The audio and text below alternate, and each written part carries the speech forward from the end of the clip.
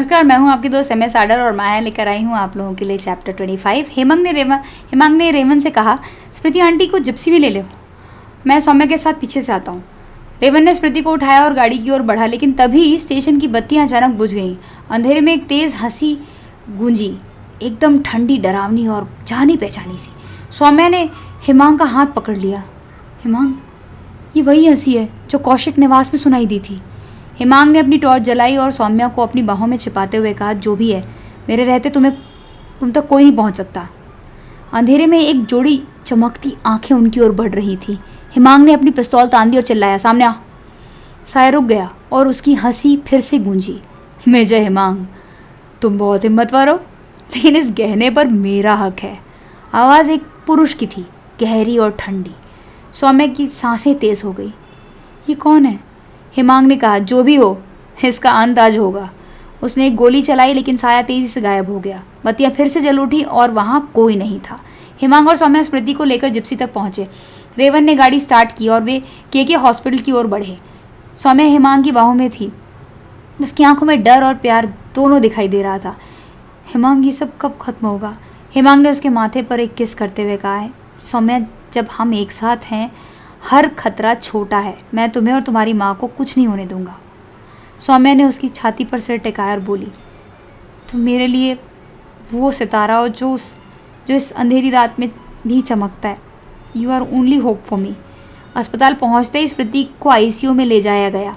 Doctor Ayush ने सौम्या से कहा, इन्हें ड्रग दी गई थी, लेकिन अब ये खतरे से बाहर है। सौम्या ने राहत की सांस ली और हेमांग को गले लगाया। तुमने लिटरली मेरी दुनिया उजड़ने से बचा ली। हेमांग ने उसकी आंखों में देखते हुए कहा, सौम्या, तुम मेरी दुनिया हो। उनकी सांसें एक दूसरे में मिल रही थीं और उस रोमांटिक पल में एक अलग सी हवा चली, जिसमें सिर्फ और सिर्फ डर था, लेकिन उनके प्यार को वो कम नहीं कर सकी। हेमांग की नज़रें उस कागज़ पर ठहर गईं। गहना मेरा है।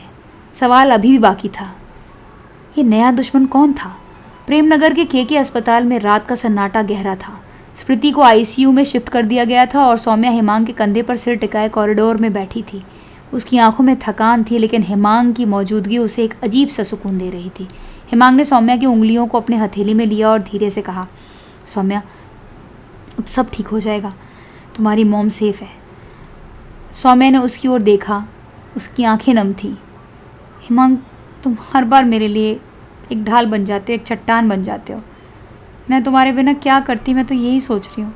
हेमांग ने उसके माथे पर एक सॉफ्ट सा किस किया और कहा, तुम मेरे लिए वो हवा हो जिसके बिना मैं सांस नहीं ले सकता। उनकी सांसें एक दूसरे से टकराईं और उस शांत कॉरिडोर में उनका प्यार एक गहरी मिठास बनकर फैल गया। लेकिन ये रोमांटिक पल ज़्यादा देर तक नहीं टिका। अचानक अस्पताल में बत्तियाँ टिमटिमाने लगीं। दूर से एक ठंडी हंसी गूंजी। सौम्या की सांसें थम गईं। हेमांग, ये फिर से वही आवाज़ है। हेमांग ने तुरंत अपनी पिस्तौल निकाली और सौम्या को अपनी बाहों में छिपाते हुए कहा, शांत रहो, मैं देखता हूँ। वो कॉरिडोर के अंत की ओर बढ़ा जहाँ से वो हंसी आ रही थी। सौम्या उसके पीछे पीछे चल रही थी। उसका हाथ हेमांग की कमर पर कसकर जकड़ा हुआ था। कॉरिडोर के अंत में एक पुराना स्टोर रूम था, जिसका दरवाज़ा हल्का सा खुला था।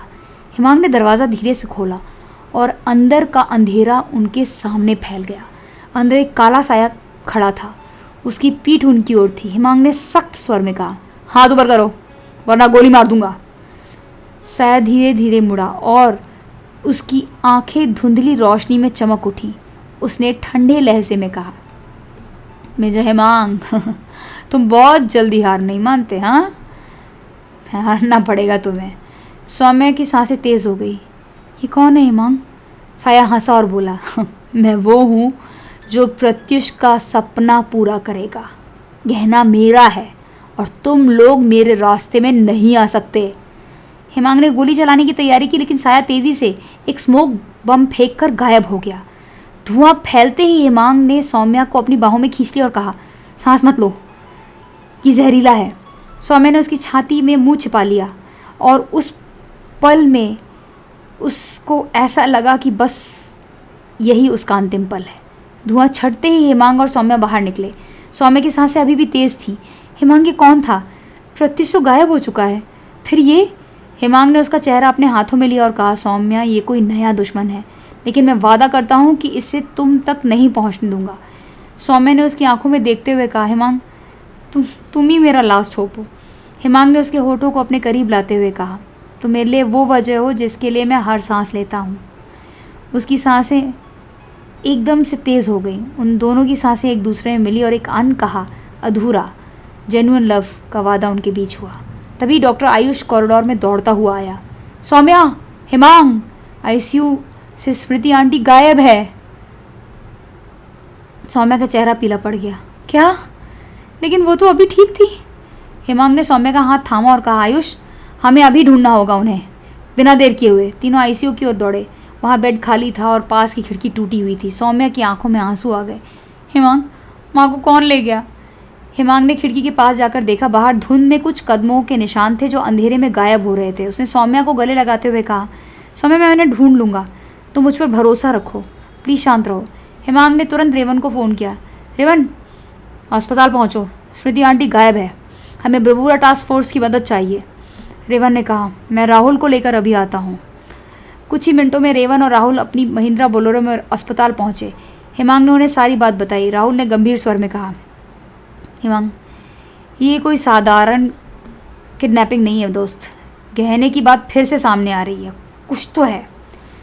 इसी के साथ इस रोमांटिक नॉवल का ये वाला चैप्टर यहीं पे कंप्लीट होता है। मिलते हैं बहुत जल्द, जिसमें मैं आप सबको अगले चैप्टर की कहानी सुनाऊंगी और पता चलना है कि कहाँ पे एग्जैक्टली स्मृति को ले जाया गया है, कौन है वो साया जो कि प्रत्युष नहीं पर कोई और है, और आखिर वो क्यों गहने के पीछे पड़ा हुआ है। दोस्तों, आपको ये ऑडियो बुक अगर थोड़ी भी पसंद आई है तो ऑडियो बुक को ज़रूर लाइक कर दीजिएगा, और ये चैनल सब्सक्राइब नहीं किया तो चैनल को सब्सक्राइब कर दीजिए। Thanks for watching. हमेशा मुस्कुराते रहिए। Have a blissful life.